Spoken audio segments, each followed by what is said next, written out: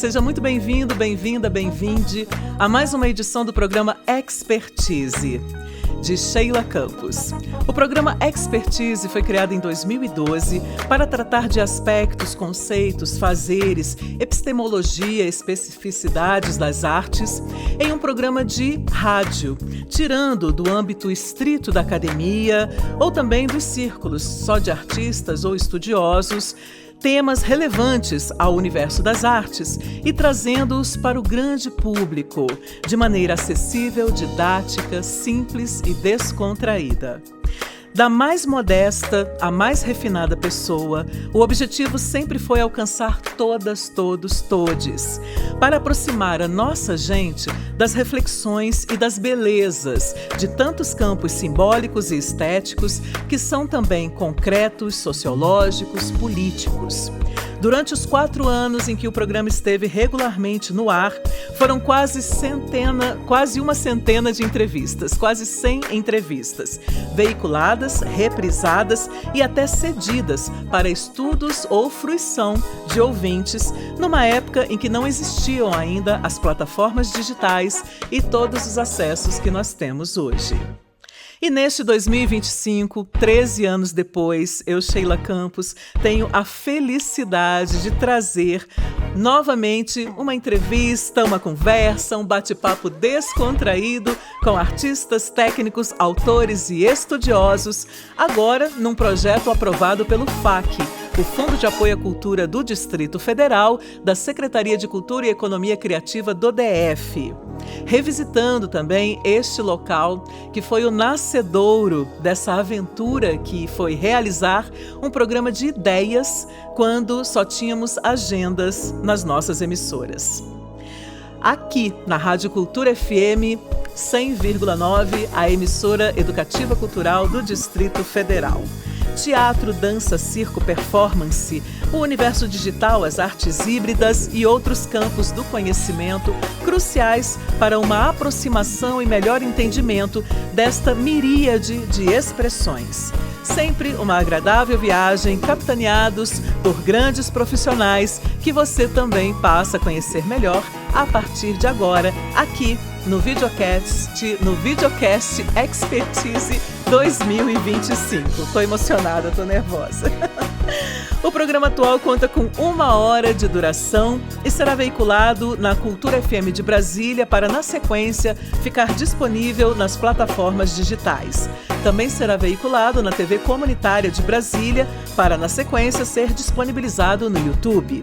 Tudo isso com o objetivo de democratizar mais e mais o conhecimento e envolver todas as gerações nas artes e nas culturas, em contraposição à desumanização, à coisificação, ao estímulo ao hiperconsumismo, à uberização do trabalho e da vida numa era que ameaça o planeta e todos os seres que o habitam.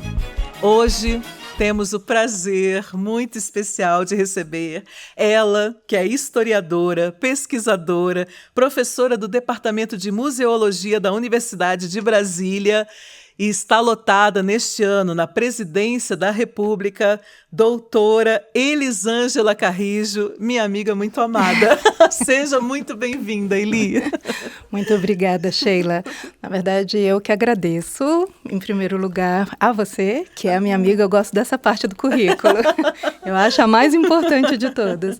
Então, assim, obrigada pelo carinho do convite e, assim, o quão especial é voltar aqui depois de 12 anos para a gente poder continuar conversando sobre Brasília, sim, cultura, arte, memória, história, essas coisas que nós duas gostamos tanto, sim, e que moveu tanto esse seu projeto do Expertise, que eu disse isso há 12 anos atrás e gostaria de repetir, que é assim uma verdadeira pérola, se eu posso usar assim uma comparação, porque é um ponto de encontro.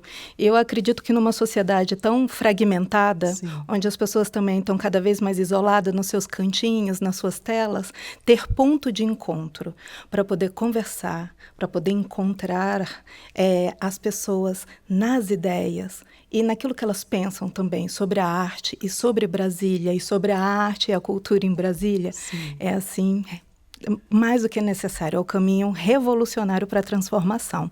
Então, o expertise, para mim, ele vem para este lugar de necessidade e que ele seja assim, uma abertura de portas para que outros façam mais pontos de encontros, porque a gente precisa conversar sobre o que está acontecendo por aqui, em Brasília e no Brasil. Com certeza, muita gratidão pela sua generosidade sempre. Esse reconhecimento muito me honra, vindo de uma pessoa que eu admiro tanto, né, Eli? Nossa... Olha, eu quero começar a nossa conversa. Você lembrou muito bem, né? Esteve aqui há 12 anos, esse número cabalístico. E tantas coisas aconteceram nesse tempo, né? Sim. Naquela sua primeira entrevista, nós conversamos muito sobre memória, pesquisa e artes. De maneira interligada, mas também como construções específicas, principalmente devido à sua trajetória, né? Você fez uma tese de doutorado intitulada... aqui.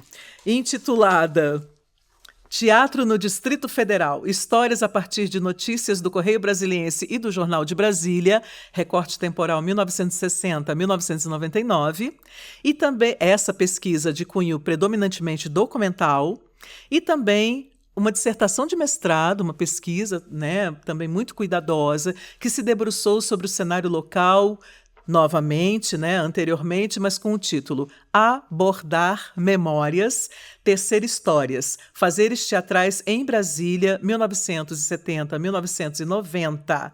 Além disso, você entrou na universidade com 17 anos, já fazia teatro antes, fez disciplinas na arquitetura enquanto estava, né, em busca de si mesma e acabou se descobrindo na história. Eu lembro que você usou o termo, né, foi uma pinga, uma cachaça. O que a história te ensinou para além das histórias que você documentou? E eu queria só frisar uma coisa importante, que essa pesquisa da Eli, por exemplo, registrou e deixou, né, para a posteridade o depoimento de pessoas mestres, né, que inclusive já nos deixaram. Então, eu queria que você falasse um pouquinho sobre isso, assim. Tá certo. Bom, dessa trajetória toda que você falou, né, que eu tenho a parte profissional, sim, a parte intelectual, a parte afetiva, e elas vão se entrecruzando, que a gente fica vendo os currículos, e é uma coisa meio linear, asséptica, né, dentro dos quadradinhos, mas a vida da gente é um enredo, sim, né, assim, uma trama. E aí, nesse sentido, eu tenho, assim, uma dívida afetiva com o teatro. O teatro foi muito importante na construção do ser humano que eu sou hoje. Sim. E aí, fica pensando que eu fiz um curso de teatro e atuei. Não sou artista, não sou atriz, mas eu participava de teatro amador, né, que isso é uma realidade que eu não sei se está tão viva ainda em Brasília, mas quando a gente vai até para a literatura, a gente vê que essa cidade, na década de 70, 80, sobretudo, ela se movimenta no teatro amador. Sim. As pessoas se encontravam para fazer teatro, com dinheiro, sem dinheiro, com o que dava. Isso. Mas era uma postura. Fazer teatro havia uma necessidade também, até política, né? Porque a gente está falando aí de ditadura, democracia, tem também esse embate de contexto. Bom, então eu fui para o teatro, esse teatro amador, né? A quem eu tenho assim todo um carinho especial, né? Faz parte ali. Eu me lembro do Hugo Leonardo, que hoje aí, né, ator da cidade, Daniela Josper, né, assim, Marcelo Augusto, você, né, essas deu pessoas, aula pro Hugo Leonardo. Essas coisas, né, que revela a idade da gente, mas tá? Né, e outras pessoas queridas, né, como a Marisa Camargo, a Nasci, Rosália Curado, enfim, pessoas muito queridas e que foram promovendo em mim essa graça pelo teatro, essa vontade de me fazer parte. Sim. E isso acabou me levando para a faculdade do Sina, comecei ali a fazer teatro e continuei circulando pela universidade, pela UNB, era muito jovem, não sabia exatamente por onde andar. Sim. E foi na história, nos debates da história, que eu realmente fui me encontrar. A questão das fontes documentais, os debates sobre a memória, sobre a importância do pertencimento, sim, a construção das narrativas, a importância do tempo, ou da forma como a gente lida com o tempo, né? Assim, e como que a gente vai construindo. o tempo e o espaço, né? Então, essa multiplicidade de olhar e de me fazer sempre perguntar a partir de quem, quando, onde, o quê, por que é desta maneira, essas perguntas que nem sempre têm respostas, foi exatamente a não resposta que me cativou, talvez. E a necessidade de seriedade, porque Sim. Tem uma questão de você se aprofundar nessa coisa do tempo e do espaço e que tem método para isso. E os bons historiadores, né, eu tive sorte de ter bons professores, sempre puxam as orelhas da gente quando a gente né, faz um anacronismo, quando a gente fala algo de um tempo, mas que é do outro e vice-versa, né? Usam palavras que fazem sentido hoje e aí cobra do passado.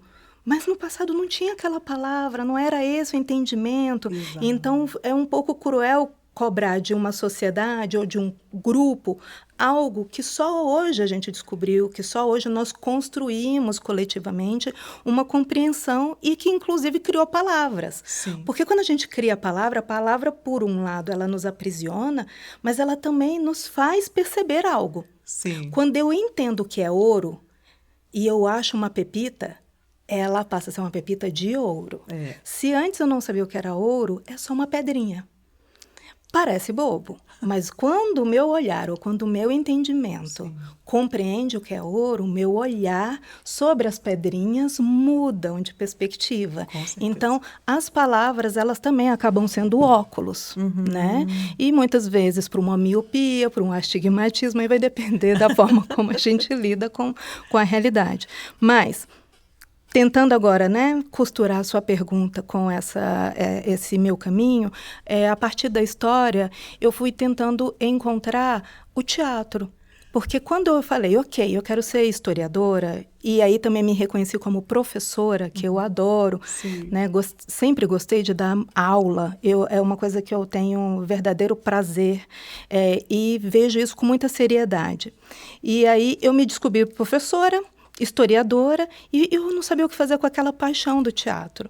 E aí eu resolvi entender o teatro de Brasília, porque eu também adoro essa cidade. Nasci aqui, gosto daqui, gosto das pessoas, e eu fiquei, cara, como que é a história do teatro em Brasília?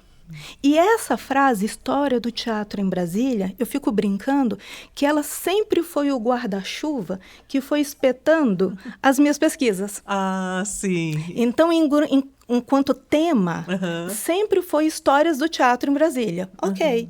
Só que a partir desse guarda-chuva, eu ia puxando os outros fios, né, para poder compreender como que se dava essa grande temática. Abordagens possíveis, né? Isso. E aí, quando eu vou para o mestrado, eu encontro a professora Nancy Alessio, que foi minha orientadora, que já faleceu e que eu tenho o maior carinho e respeito, e foi ela que fez uma travessia no meu conhecimento por meio de um autor que para ela era muito caro, e eu não conhecia nada, que era um autor chamado Walter Benjamin. O Walter Benjamin. Então, o Walter Benjamin, ele vai tratar da memória.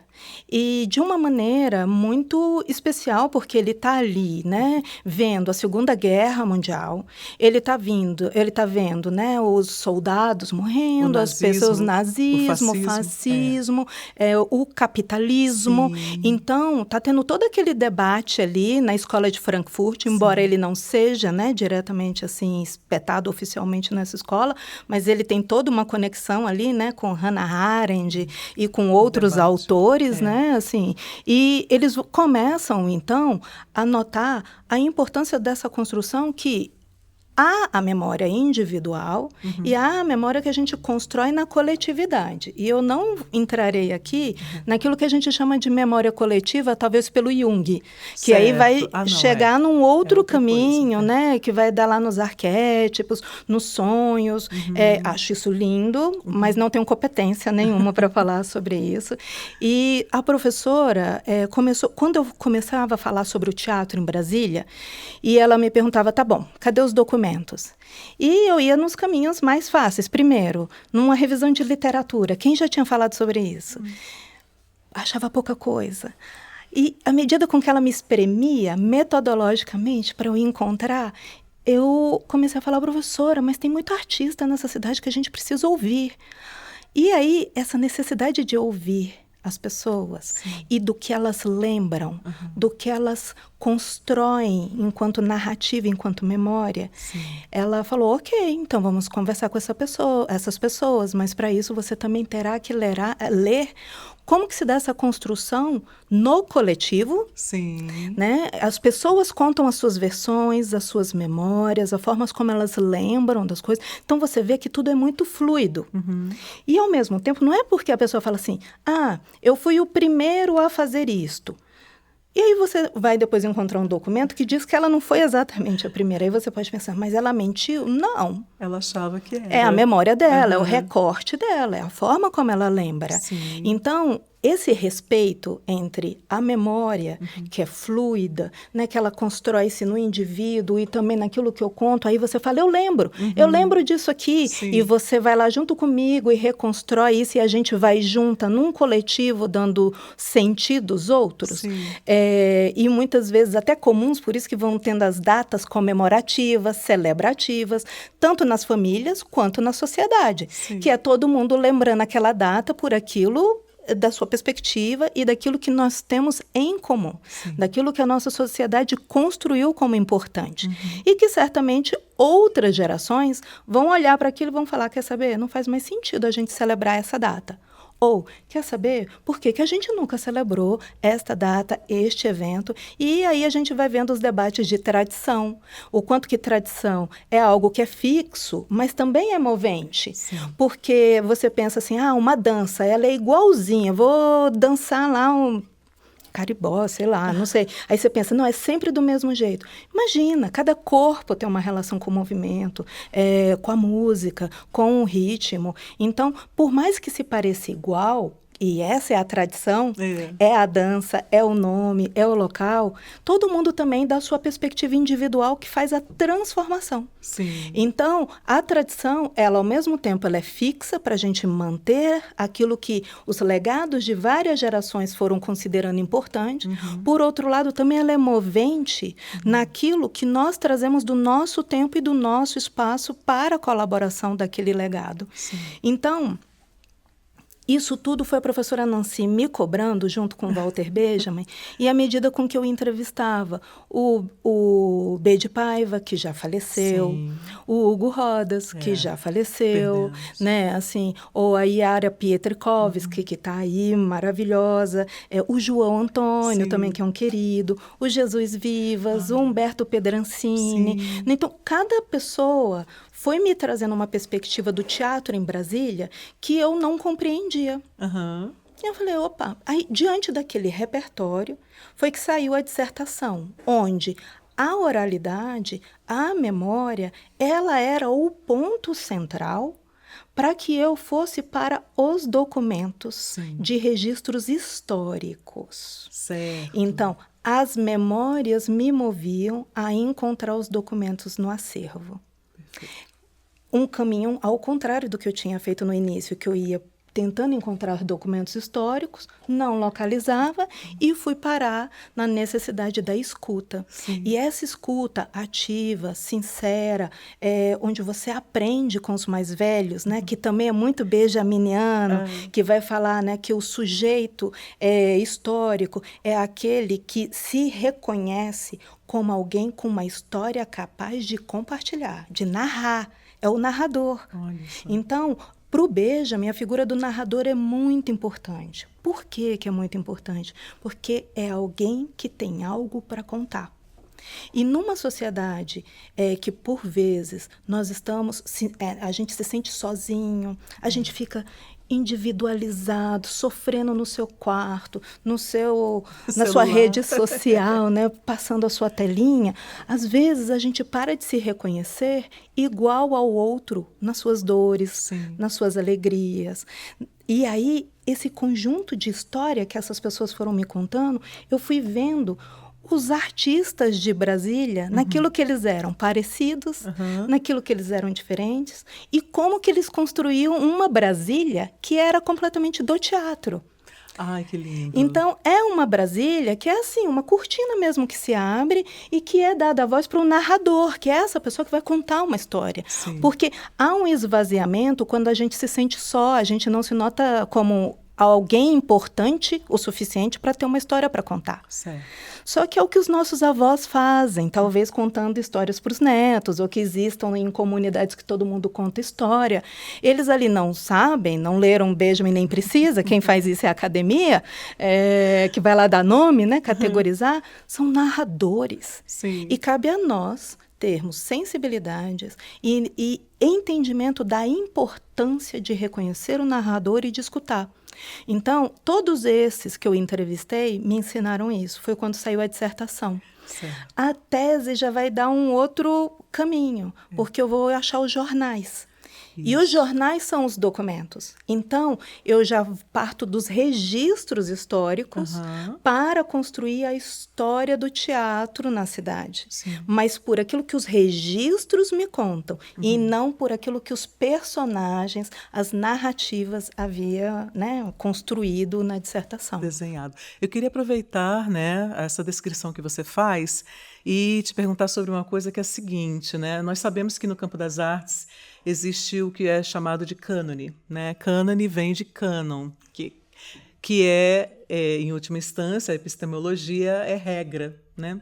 Mas nós sabemos também que essa linha, né, o cânone, essa regra, ela está indo aqui, mas existe muita produção para cá e muita produção para todas as direções, para todos os lados. E algumas obras ou autores, artistas, são elencados, né, e fazem parte desse cânon, desse cânone. No caso de Brasília, uma cidade jovem, né, enfim, uma capital, e que teve tudo praticamente documentado, em primeiro lugar, uma contradição, né, que o teatro, a cidade que sempre se disse, né, sempre se testemunhou tão efervescente artisticamente e tal, e a gente tivesse quase nada de uma documentação do que aconteceu aqui e como aconteceu esse teatro. Então, nesse sentido, a sua dissertação esteve entre as pioneiras, né? Eu lembro que até não se dava, talvez, tanta importância, né? Não havia ao tema e a esse depoimento das pessoas, né? Então, você pegou nomes muito importantes, né? Antigos mestres mesmo, para documentar. Mas, ao mesmo tempo, a gente sabe que o cânon, né, ele silencia, ele invisibiliza também outros grupos, outras produções, né? Se nesse leque que você conseguiu acessar, por exemplo, na dissertação, tem alguns periféricos, como o próprio Humberto Pedrancini, né? A gente sabe que, durante um tempo, Brasília privilegiou só o plano piloto e por aí vai. O jornal não faz diferente, porque aí também entram por trás relações, né? Amizades, questões várias, que não é só simplesmente o fazer, né, artístico, teatral. Lembro muito nitidamente, você falou na entrevista passada, há 12 anos, você falou, não acredito também que seja papel do jornal cobrir tudo, né? Seria impossível. Então, realmente, pega o que é mais significativo. O que eu queria te perguntar, usando a ideia da história, a noção da história contrapelo, daquilo que não é dito, até da história cultural, da microhistória, enfim, dessa história que emergiu, né, depois de ali na era dos análises e tal, que vem a partir de diários, cartas, né, de grupos que eram invisibilizados, mulheres, velhos, pessoas que não tinham, assim, participação nenhuma na história oficial. Nesses 12 anos, como você tem visto isso? Ou você realmente se apaixonou muito pela outra área? E aí, ou você ainda problematiza, ainda observa, ainda acompanha um pouco dessa construção da história das artes, com ênfase nas artes cênicas do Distrito Federal? Sheila, eu acho que o fio condutor da minha trajetória, né, que vai para a história, para a comunicação, para a museologia, para a ciência da informação, o que é um fio condutor em todas essas áreas que eu vou bebendo, e a própria artes cênicas, né, que eu estou lá no programa de pós-graduação das artes cênicas, você né, na pesquisa lá, enfim, todas essas áreas, o que vai me conduzindo nelas acaba sendo, no final das contas, o documento e o acervo. Eu sou uma pessoa conectada ao mundo dos documentos Sim. e dos acervos. Sempre com muito respeito à memória, porque ela faz parte dessas construções. Sim. Né? Eu aprendi lá com Nancy Alessio Magalhães, mas que eu acabo, enquanto historiadora, dando um olhar bem específico para o que é uma fonte histórica. Sim. E aí vai ter essa compreensão dos análises que você vai falar, porque a gente fica pensando assim, a gente está em 2025. E hoje é muito comum uma pessoa falar assim, vou pegar uma obra de arte para analisar como um documento. Sim. Ou como uma peça de teatro como um documento. Esses debates, hoje em dia, são muito tranquilos. Mas em 1929, quando alguém resolveu usar como documento uma carta... Como assim uma carta? O que era documento era aquilo que era o oficial, dito oficial, né? Tem que ter carimbo, tem que vir de um reconhecimento institucional legitimado. Então, foi tendo várias experiências que foram transformando o sentido de documentos. Sim. Então, hoje, que a gente tem até um debate muito atual, o que está na rede social é documento ou é informação? Olha que interessante. Né? Porque, assim, um presidente que vai numa live e fala um monte de coisa, ele é um presidente. Ele está numa live. Aquela live é um documento? Porque antes ele se expressava só por despachos, ofícios, documentos oficiais. Isso. Ou ele vai para um canal de TV e usa um horário e aquilo é guardado para as pessoas depois consultarem os filmes, os rolos analógicos, né? Ou então, assim, aquela pastinha digital. Ou então ela vai no rádio e faz um pronunciamento. Isso também é considerado documento. E a live? Né? E onde ela está? Como é que eu guardo?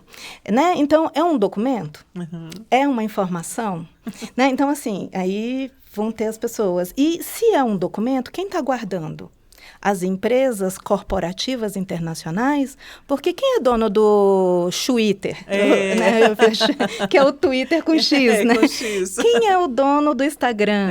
Quem é o dono do Facebook? Essas empresas, elas têm comprometimento com o registro histórico? Então, por exemplo, cada um que vai fazer um projeto de teatro, ele abre uma conta no Instagram com o nome da peça. Sim. Né? Você talvez, não sei, o Expertise abriu um expertise@Instagram, não Agora sei. Tem. Né? Pois é, beleza.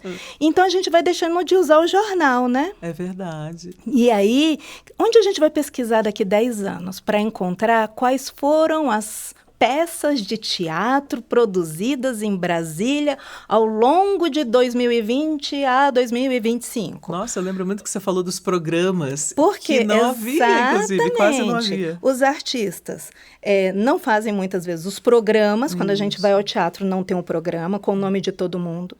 Quando tem o ano, mas não tem a data de apresentação, porque os cartazes, eu tenho, né, bronca dos cartazes de arte.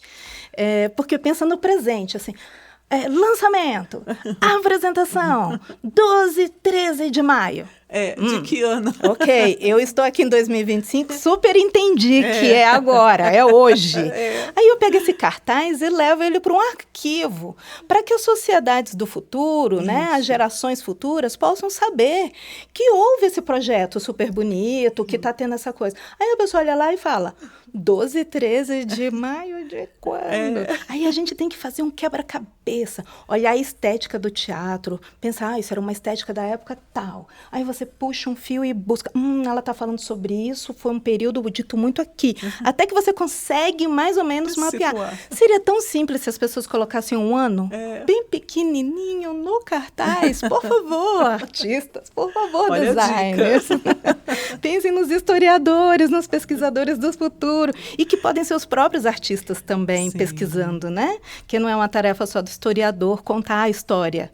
É uma tarefa de todos nós contarmos as nossas histórias. Então, é uma tarefa do artista também celebrar sua memória e se compreender como narrador, que é aquele que tem uma história para contar.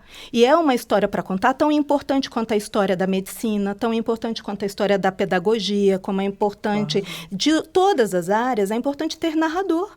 Então, os artistas também precisam se perceber como narradores, potencializando as memórias e construindo seus acervos com os documentos históricos. E aí, eu tive muita sorte na minha trajetória profissional e intelectual de sempre me relacionar com profissionais maravilhosos, todos sempre melhores do que eu. O que é maravilhoso, porque a gente aprende muito e fica inquieta o tempo inteiro para poder tentar entender e tudo. Então, eu tinha bibliotecários, arquivistas, jornalistas, historiadores, um monte de gente com um olhar diferente sobre o documento, sobre o acervo, como classificar, como guardar aquilo, como recuperar aquela informação.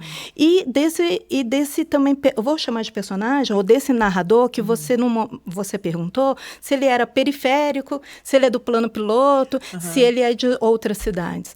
E eu vou te dizer que, por exemplo, na tese, como eu queria o Distrito Federal, eu queria o quadradinho, né? Certo. E aí, a minha fonte documental foi o jornal, Sim. eu folhei, né? E aí tem um projeto, mas isso é um outro tema, você acompanhou isso, você ajudou na publicação desse material, mas foi, primeiro, a gente folheou página por página do jornal Correio Brasiliense, desde o dia 21 de abril de 1960, que foi quando nasceu o jornal, que nasceu com Brasília. Então, a gente pegou aquela primeira folha e foi virando, e tudo que estava escrito, teatro, a gente capturava. Então, existe uma coisa que talvez seja, né, para a geração mais nova, não faz nenhum sentido. Né? Talvez, e primeiro, existe o jornal impresso. Né? As pessoas hoje só leem na web, né? Mas existe. Aí, existe um negócio chamado quadradinho ou box. Era. Então, os grupos que não apareciam nas reportagens grandes, porque aí precisaria de ter talvez um jornalista amigo, conseguir uma pauta, comprar um espaço, aqueles que não tinham dinheiro, como que eles divulgavam a peça? Lá no quadradinho, lá no box. Eles falavam, peça no Gama, dia tal, nananana. Olha aí, maravilha, parece pouco, mas para quem está pesquisando, aquele quadradinho foi que... Então, tudo que falava teatro, Distrito Federal, foi capturado. O que deu quase 8.000 registros, que a gente está falando de 1960 até 31 de dezembro de 1999. Então, deu quase 8.000 registros. Ok. Depois a gente foi enquanto equipe, aí teve PROIC, né, iniciação científica na Universidade de Brasília, a gente foi para o Jornal de Brasília. Sim. E o Jornal de Brasília, ele é de 70, né, da década de 1972. Então, a gente pega ali de dezembro de 1972, que é quando ele nasce, até 31 de dezembro de 99 também, e a gente acha quase 28.000 registros. Minha nossa! Um com 8.000 e outro com 28.000. Estou arredondando, os números são quebrados. Mas nossa, mas é mais do que 3 vezes, é muito mais. Exatamente. Então, de novo, pegávamos os quadradinhos e tudo. Vai apresentar no Riacho Fundo, me dá aqui. Planaltina, me dá aqui.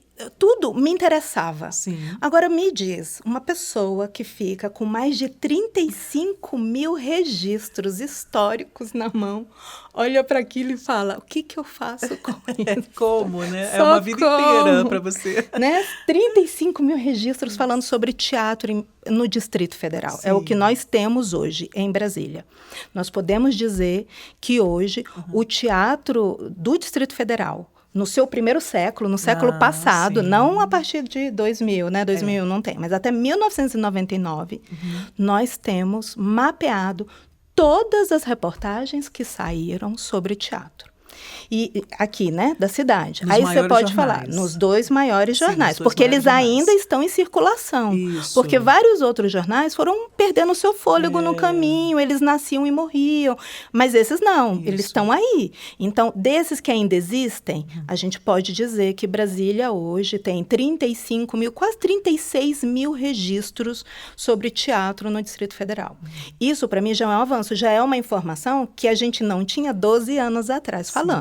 Aí a gente pode falar, sim, mas quem é que usa o jornal? Será que o periférico, usando uma expressão que você trouxe, será que o cara lá da Ceilândia, sim, se ele colocou lá no quadradinho, ele vai aparecer na pesquisa. Sim. E aí, diante desse tanto, né, de registro, os meus orientadores, né, que era o professor Davi Renaud e a professora Dione Moura, Sim. grandes jornalistas ambos, e o professor Davi também historiador, ele falou assim, Elisângela, não tenha medo do número, o que pega é o método. Vamos afinar a metodologia, vamos trabalhar nisso, que quando encontrar, a coisa vai deslanchar. Sim. E, realmente, assim, eu capinei muito para chegar numa metodologia para poder entender. O que é que esses jornais contam? Era a minha pergunta.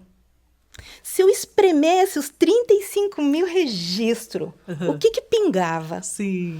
E aí, como que eu posso dizer isso? Então, eu triangulei, sabe? Eu tive que usar predominâncias documentais, Sim. eu tive que fazer narratologia lá do Mota, análise de conteúdo. Quando eu fui fazendo esse entrecruzamento, eu achei 4 palavras-chave que foram, assim, importantes para mim. E só uma para quem está nos ouvindo ou assistindo agora, né? Eu quero só pontuar isso ali, que eu acho muito importante, né? Aparentemente, nos parece, né, que simplesmente reunir, identificar e saber que existem já diz alguma coisa. Mas o trabalho do historiador, do antropólogo, do sociólogo, né, dos teóricos, enfim, de várias áreas, muitas vezes vão exatamente desvelar o que está por trás disso. E que isso é que é o mais bacana, mais interessante, né? Quer dizer, o espírito dos tempos ou uma determinada inclinação, seja artística, seja, né, enfim, filosófica, daquela cidade, daquele momento, daquele ano. Então, assim, historicamente posicionado, né, e também geograficamente, ou seja, o sujeito histórico encarnado, né? Nada é neutro, nada é, Sim. assim, né, descompromissado. Tudo está muito comprometido Sim. com alguma coisa. Esse né? narrador aí, tem um tempo e tem um espaço, né? Isso. E vão transparecer crenças e valores, né, a partir do que ele deixa ali aparente. Sim, né? nesse registro, né? Isso. Que acaba sendo assim o meu olhar. O que é o documento? O que é esse acervo? Então, assim, a museologia foi me ensinar a olhar de um jeito os acervos dos museus, Sim. né? Os bibliotecários foram me ensinar a olhar os acervos das referências das bibliotecas Sim. e dos livros, né? Que são também, né? Que é onde eu estou agora me debruçando, né? No mundo das bibliotecas. Assim, os arquivos, os documentos, as fontes, as obras de artes, né? Como é que a gente vai trabalhando com isso? O teatro, que é tão efêmero, a pessoa vai lá para o palco e apresenta. E se eu quero falar sobre aquela peça, como é que eu vou gerar registro? É numa fotografia? É por aquele que está filmando? Sim. É o cenário? É o figurino? É a maquiagem? Ou então, se eu quero pesquisar a maquiagem, quais são os documentos históricos que eu tenho sobre isso? Ou se é a iluminação, né? Eu tenho os mapas de luz, né? Então, assim, tem um monte de coisa. E aí, nesses documentos, Sim. voltando para o coisa... Não, mas é palavras isso, né?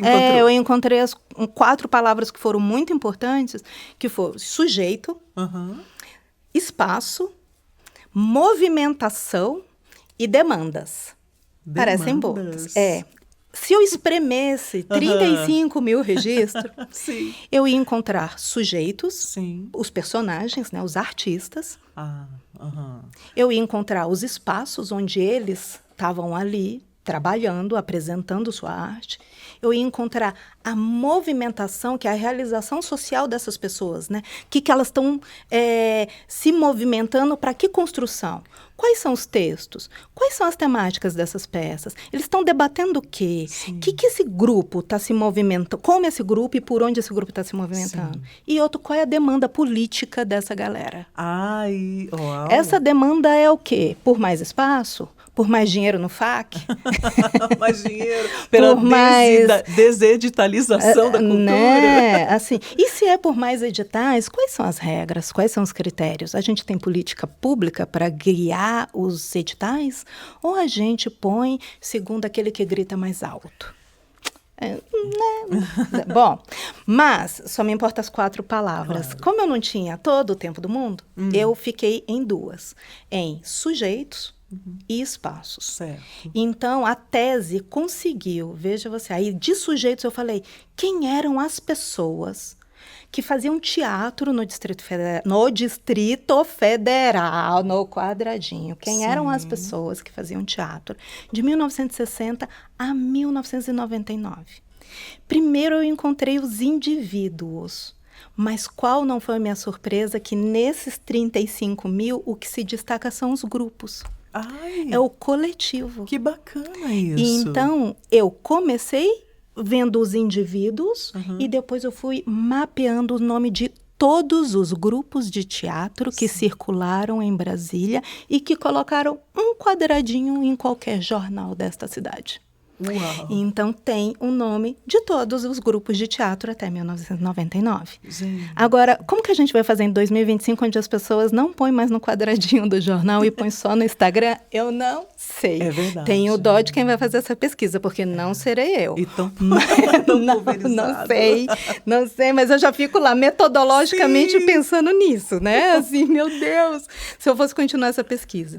E aí, tem uma curiosidade que, se você me permitir, que eu trouxe uma colinha. Claro. Assim, nos documentos, eu achei assim, alguns nomes super bacanas em documentos, mas eu queria falar. Em 1960, as 15 mulheres que eu encontrei enquanto indivíduo. Uau. E os 15 rapazes que eu encontrei enquanto indivíduo. E depois eu digo uns nomes de grupos, se você me permitir. Claro. E depois os espaços. Quais eram as cidades que mais tinham teatro? Sim, os pioneiríssimos, Né? pioneiros de tudo mesmo. Tá. Assim. Quando Bom, tudo aqui era cerrado. Exato. Assim, o meu caminho pelos acervos, eu fui parar no arquivo do Distrito Federal, fui também parar no Arquivo Nacional, que a gente tem aqui uma filial, que fica ali no setor de indústria gráfica. O Nacional, a sede é no Rio de Janeiro, mas a gente tem a filial aqui em Brasília. E aí, quando eu cheguei lá, os caras, né, os profissionais, para ficar bonito, eles têm os documentos de teatro da época da ditadura, todos organizados, bonitos, dentro de caixas, higienizados, tratados. Então, dá para a gente saber quais foram as peças que foram censuradas oficialmente na cidade. Dá para você recuperar os textos, dá para você achar os nomes de quem estava tentando fazer teatro e não conseguia. Que tesouro! Muito legal. Meu Deus. Exatamente. Eu achei ali, nesse período, eu peguei somente uma parte dos anos 70 e 71, está explicitamente identificado como Brasília. Eu achei, gerando 26 unidades, eu achei mais de 239 páginas. Assim, então, tem um negocinho aí para a gente pesquisar. Então, eu encontrei nomes, né, exemplos de autores que foram censurados, né, e possíveis dramaturgos na cidade, na época. Nomes como Otânia de Carlo, Silvia Ortoff, Diniz Félix, Raquel Ribas, Caetano Ribas, Otacílio Plentes, José Gomes da Silva, Car Orff, Line Fiuza Lima, Álvaro Heleno Barra Muniz, Leila Assunção, Donato Donati e vários outros. A Leila Assunção? Pessoas que escreveram teatro em Brasília e que foram censurados e estão lá no Arquivo Nacional. Gente. Agora, o que eles fizeram, aí é uma pesquisa, Aí é outra, mas foram nomes que eu fui encontrando e eu deixo aqui para os curiosos. E aí, né, diante desses 39 anos enquanto Correio Brasiliense, 27 anos enquanto Jornal de Brasília, e ao todo aí, a gente vai encontrando os nomes dos artistas. Sim. E aí, vou de novo na colinha. Claro. Porque não tem como saber, né, gente? Mas olham vocês. Aí eu fico tão feliz com esses dados, eu fico assim, orgulhosinha. E aí, os protagonismos das mulheres nas narrativas jornalísticas, porque tem que lembrar, é um documento jornal. Sim.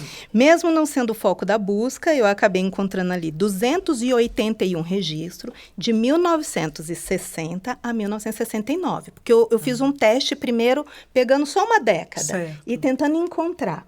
Aí eu falei, se der certo em uma década, eu posso colocar no resto. Quando eu coloquei essas classificações, nessa década, eu encontrei primeiro os sujeitos indivíduos e depois os coletivos, né? Sim. E aí, nos indivíduos, eu encontrei, na primeira década de Brasília, 16 nomes de mulheres que foram identificados. Leda Naldi, Silvia Ortoff, Golda Oliveira, Ana Maria Machado, Ianca Rudska, Ivani Eart, Natália Timberg, François Forton, Nadir A. Gonçalves, Dulcina de Moraes, Irene Carvalho, Cordélia Silveira, Gina dos Santos, Ivone Storni, Lúcia Toller e Maria Lúcia Godoy. Gente, Um a monte de Natália nome. Timber, que estava aqui. Exato. Tô chocada. E aí, assim, um monte de nome que a gente teria que pesquisar para entender quem são essas pessoas. Então, quando você fala, eram só os famosos? Eram periféricos? Eu não sei se essas mulheres, por exemplo, se elas eram do plano piloto ou de onde elas eram. A gente teria que pesquisar. Isso. Não, e Então- personagens que, assim, a gente perdeu na poeira da história, Exatamente. chamando assim, né? No jornal, por exemplo, eu vou ver que a primeira peça apresentada em Brasília para a inauguração da cidade foi ali na Praça Três Poderes, veio um pessoal da USP e apresentou, enfim, tem vários artigos sobre isso. E aí, na hora que eu estou lá olhando o jornal, eu descubro que, assim, uma das primeiras pessoas que vai fazer teatro é uma professora de 5ª série, que junta os alunos e empurra para fazer teatro. E o roteiro era horroroso, não vou contar. A Era Silvia uma Koff. Não, era um negócio, assim, de colonização dos índios, sabe? Assim, o descobrimento do Brasil. Essas coisas que, Naquele para momento, hoje, a gente olha para o passado com um olhar e fala, que absurdo. Se escandaliza. Mas, de novo, né? Naquele momento, naquela época, as pessoas tinham outras compreensões, né? Isso. Bom, e dos nomes dos rapazes, só para fechar aqui, né? Para não dizer que eu não disse dos meninos, né? Porque tem isso também. Sim. Eu vou encontrar Dirceu de Matos, Alencar Eudaro, Clóvis, Getúlio Alho, Donato Donati, de novo, Carlos Petrikovski, Petrovitch, perdão, eu li errado, Jônio Melo, Tony Vieira, Amauri Canuto, Antônio de Cabo, Afonso Tebe, que provavelmente deve ser Teatro Espírita de Brasília, e Sérgio Neto. Além de Ronald Salvador Ferraz e Álvaro Heleno. São os nomes da primeira década do teatro no Distrito Federal. Eu não tinha esses dados. Há 12 anos atrás, quando a gente conversou... Isso. Não tinha não também. tinha isso. Então, quando a gente fala, o jornal vai trazer periféricos, eu não sei, mas vai trazer informações importantes para a nossa memória e nossa história teatral. Isso. Então, esses nomes aqui que vieram como indivíduos, para mim, merecem ser pesquisados. Né, para a gente entender, porque às vezes eles moravam na Ceilândia, eu morava no plano, mas trabalhava com um grupo do Gama. Difícil saber, né?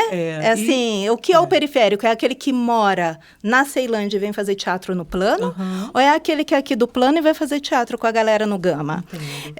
Enfim, não sei, porque a gente às vezes mora num lugar por um tempo, que é onde o boleto permite pagar, mas a gente trabalha em outro lugar para poder pagar os boletos também, né? Então, assim... E tem um aspecto que é muito importante, que é a forma de fazer, né? O trabalho dessas pessoas conta muito da capital, né? Da década de 60, da mesma maneira que a história dos candangos, sobre as quais se tem debruçado, né? Com mais vigor ultimamente. Sim. Então, assim, as pessoas que se dispuseram, né? Que se lançaram a esse desafio, essa aventura de fazer teatro na primeira década da capital. Sim. Isso conta muito do que era Brasília. E conta, e assim, e tem pessoas muito sérias que pesquisando o anterior, que a gente vai ver o teatro de bonecos, os fantoches chegando, que essas pessoas vinham construir Brasília e no final de semana elas iam tocar uma viola, elas iam fazer fantoches, elas faziam teatro de sombra, mamulengo,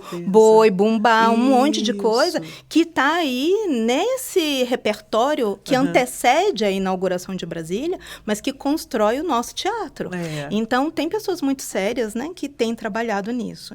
E aí, os grupos de teatro são vários. Não vou ficar falando, mas, assim, se me permite mostrar, eu consegui mapear, na verdade, grupos de teatro que foram existindo por muito tempo e grupos de teatro que os que foram sumindo, tá no final.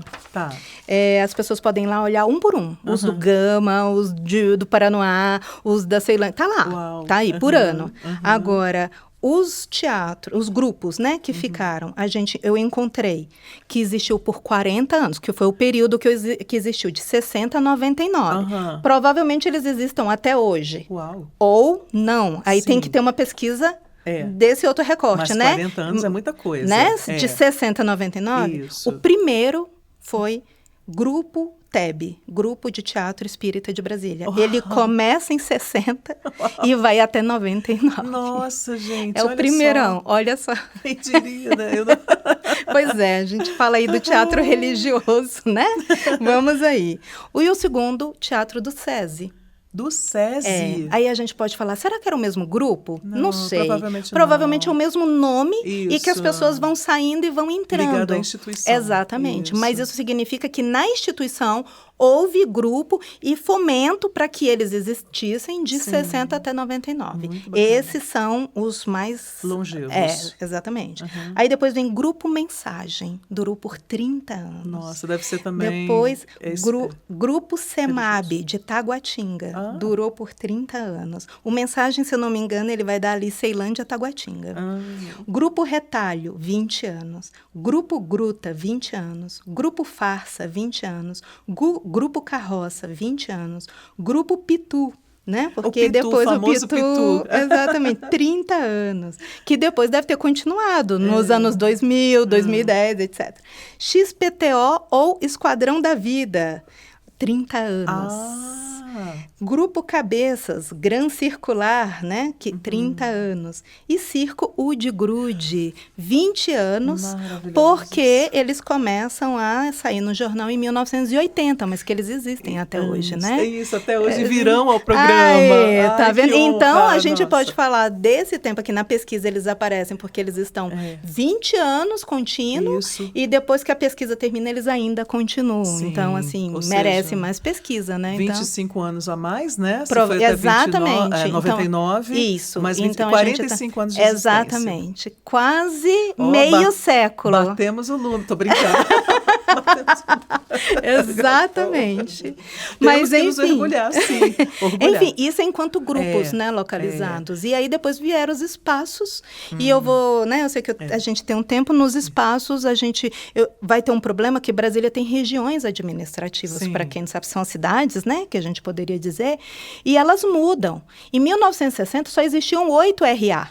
Então, como eu falo Distrito Federal, aí você fala assim, era só no plano piloto? Aí eu falo para você, não, era em todo o quadradinho, mas tinha em tal local? Não, não existia essa RA. Então, como é que eu vou falar se existia grupo de teatro, se a RA não existia? Porque você tem que entender, em 1960 eram 8 regiões administrativas. Hoje, 2025, são 35 regiões administrativas. Quando eu terminei essa pesquisa, eram 31. Depois que eu terminei a pesquisa, nasceu Sol Nascente, Arniqueira,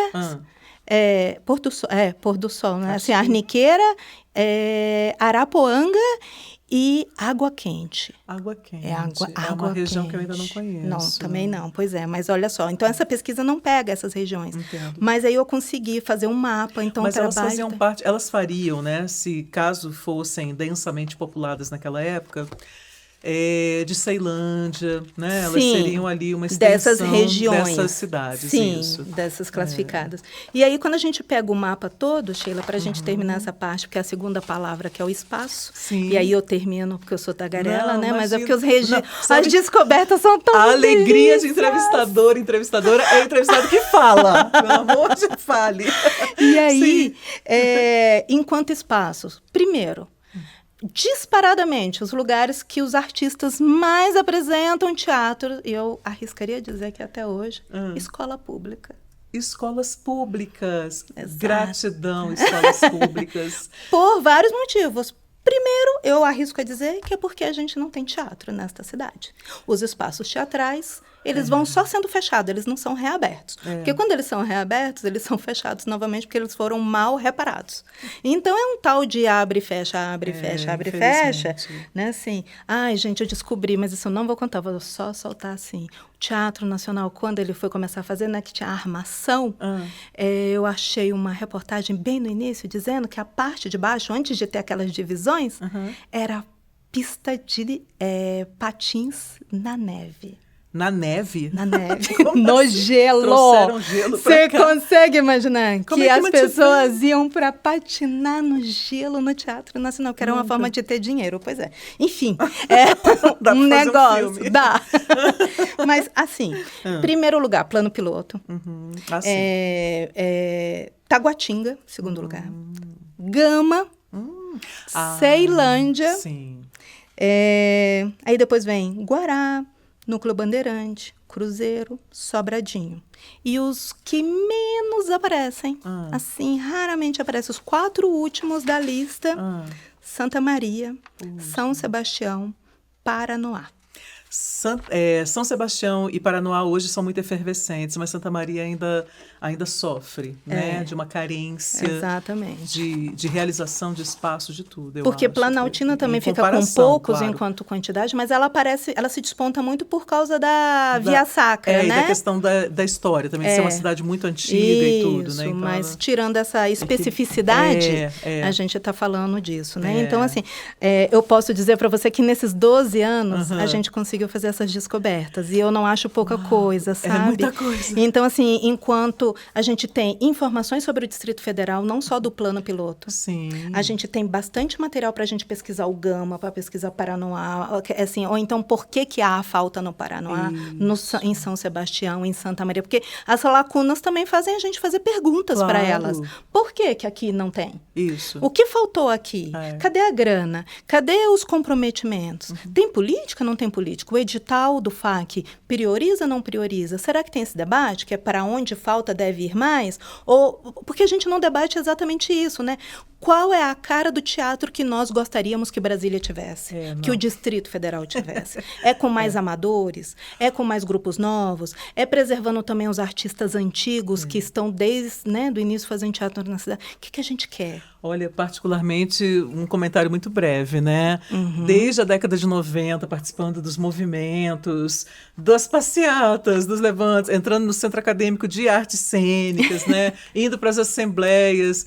Uma das coisas que sempre me exasperaram era só se reunirem para discutir FAC. Quando E dinheiro. Um passo adiante tinha que ter sido dado desde, sei lá, no mínimo uma década, né? Exato. E a outra questão é, como a reunião só acontece para se discutir, né, o financiamento que tem uma fonte, ou pelo menos tinha, né? Hoje a gente tem LIC, tem algumas outras formas, mas, né, ficou durante muito tempo ali concentrado numa origem só. Sim. A gente não consegue discutir, debater isso, né? Sim. Que teatro se deseja fazer no Distrito Federal? É um teatro vanguardista? Tem um traço, né? Creio. Brasília, apesar de jovem, ela teve, pelo menos durante um tempo, assim, uma vocação, né, muito vanguardista, de experimentação, de um teatro, até porque não sofríamos com a pressão comercial. Não tinha o teatro amador, estava firme, o teatrão, né? Tinha o teatro amador e tinha a pesquisa dos grupos estabelecidos, sempre um teatro muito de pesquisa. Mas, ainda assim, um debate mais amplo, com uma participação maior, inclusive dos fruidores, inclusive da população, a gente ainda está carecendo dele, né? Eli, nós temos menos de 10 minutos, infelizmente. Okay. Agora nós temos 5 minutos. Adoro quando vai falando e a gente vai, meu Deus, vamos finalizar. Meu coração vai pra boca. Eu ia te perguntar sobre uma questão de acervos de artistas que passaram, por exemplo, e que alguns nós nem sabemos onde foi parar o acervo, como, por exemplo, o poeta Cassiano Nunes. Talvez você não acompanhe muito, porque ele era da literatura. Ah, tá na UNB, o acervo dele? Boa parte. Está na biblioteca da UNB. Ai, graças aos céus. Era uma se eu não me engano, não sei se ainda está, mas, mas foi por onde eu fui ouvindo. Um acervo em disputa, por exemplo, do Cina de Moraes, né? E outros, enfim. Mas eu acho que a gente não vai ter muito tempo, se tiver. Mas eu quero fazer uma pergunta que é o seguinte, né? Falar sobre memória, esse conhecimento da nossa história e cidadania. Particularmente, eu tenho uma tese, Eli, que é a de que a alfabetização estética e o acesso das nossas crianças, jovens e até adultos, né, às linguagens artísticas, essa possibilidade de ingresso em alguma linguagem, mesmo que não seja para se profissionalizar, né, mas para a sua fruição, para o seu prazer, para o seu momento, né, com os amigos, para o seu lazer, né, e para a sua expressão estética, para a própria expressão estética, acredito que esse acesso ele se torna até perigoso para o sistema, na medida em que ele pode contrapor frontalmente exatamente essa manipulação para que se consuma, para que se venda até a alma, porque o indivíduo, a depender do entendimento, né, da compreensão que ele tem dessa pertença, né, numa determinada linguagem, num determinado grupo, numa comunidade, como artista, né, ele não precisa se provar nem provar nada para ninguém. E também um outro aspecto que é a própria expressão artística, ela é um gozo, né? Ela traz uma realização, mesmo que não seja profissionalmente, mas você cantar, você participar ali, né, dançar com os seus, enfim, assistir um bom teatro, eu creio que isso traz uma determinada realização que nos torna menos reféns do sistema. Da mesma maneira, a memória, né, também tem esse papel, assim, o conhecimento, o orgulho do passado, né, assim, que nessa medida em que enraiza, fortalece, né, informa quem nós somos, eu acredito que impede que sejamos capturados pelo sistema, né? E você, não só como historiadora, como professora, como é que você percebe isso? Eu fico até constrangida de falar, porque eu acho que você disse tudo, assim, na verdade. Não, é porque nós temos sintonias nesse sentido, né, Sheila? Porque você não carrega o título de historiadora, mas você é uma moça que circula na história, já fez todas as disciplinas, né? Lê muito, você adora teorias, né? Você trabalha com a história do teatro do Brasil, você foi professora dessas disciplinas. Então, você tem uma veia teórica, uma veia da história muito forte. Então, esse seu comentário, primeiro, me representa, né? Vejo nessa perspectiva. Noto que, de fato, por isso que a gente começou, e eu agradeci a você e ao Expertise como um ponto de encontro, porque eu acho que é no ponto de encontro, a gente saindo da nossa casa para encontrar as pessoas, para conversar com elas, para brigar com elas, para ficar brava ou não. Quando eu falo brigar, é no sentido discordar, de tensionar, né? Assim, a gente discorda, pensa numa terceira coisa, numa quarta, numa quinta, numa sexta possibilidade. É que nós nos reconheceremos, nós nos sentiremos pertencentes e nós poderemos, então, construir aquilo que desejamos de maneira coletiva. Não sei se isso é tão simples como eu acabei de falar agora, que é só mais bonito, mas a gente estava escutando agora num trabalho sobre a questão da democracia, quando ela vem, né, ali, o nascimento da Constituição, 1988, 1985 a gente está saindo ali da ditadura, está começando com a democracia, só que também a gente, por vezes, esquece de dizer que é também um período de crescimento do neoliberalismo.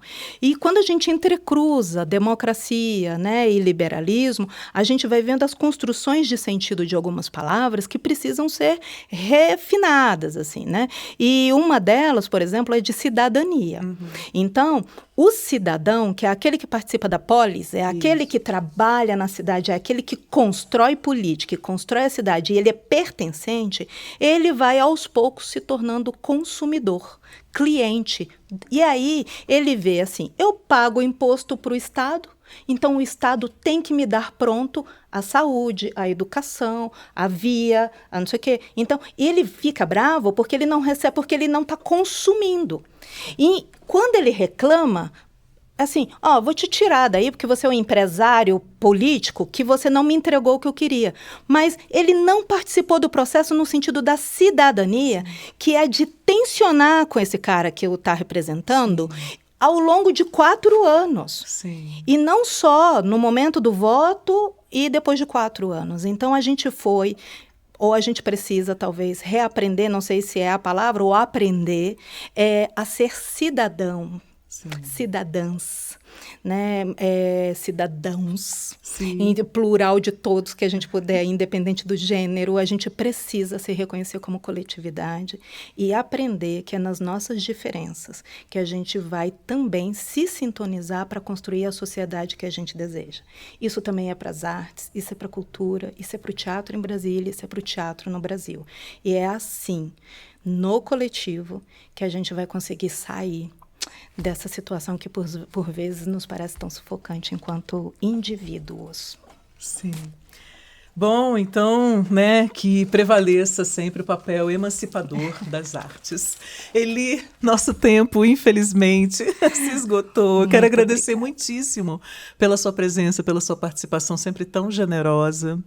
Lembrando, né, o Expertise, mas também a Rádio Cultura, sua casa, né? Obrigada. Sinta-se sempre à vontade, conte sempre com a gente. Quero agradecer também a sua equipe maravilhosa que está ali por detrás das câmeras, né? Todos os que estão, eu estou vendo e os que já foram embora. A sua equipe também maravilhosa, que coisa boa poder ter uma equipe, né, Sheila? Você merece, todos nós merecemos essas pessoas lindas. Isso. Então, obrigada, Sheila, obrigada a todos vocês, obrigada a quem tem paciência para chegar até o final dessa conversa e conte comigo, foi maravilhoso. Obrigada. Ai, gratidão, gente. Agradecemos a você também que nos fez companhia até aqui. O programa Agora Videocast, Expertise 2025, foi idealizado e tem pesquisa, curadoria, produção, apresentação de Sheila Campos, gestão da C1 Arte e Entretenimento, a quem agradeço profundamente na pessoa do meu amigo querido Kleber Lopes. Direção de filmagens, edição e cinegrafia de Dani da Silva, direção de gravação e sonoplastia de Débora Zimmer, cinegrafia de Cris de Souza, tradução em libras de Tatiana Elizabeth, produção de campo de Camila Sol, fotografia e estilo de Tatiana Reis, cenografia de Rustang Carrilho, assessoria de imprensa de Josuel Júnior, visagismo de Camila Li Crocodilo, artes e design de Marina Mendes da Rocha. Quero agradecer ainda ao apoio da amada Rádio Cultura FM de Brasília, na pessoa de seu diretor, Eduardo Durães, e à TV Comunitária de Brasília, na pessoa de seu diretor, Paulo Miranda. O videocast Expertise 2025 estreia novo episódio na próxima semana. Esperamos contar com você. Ótimos dias e até o nosso próximo encontro.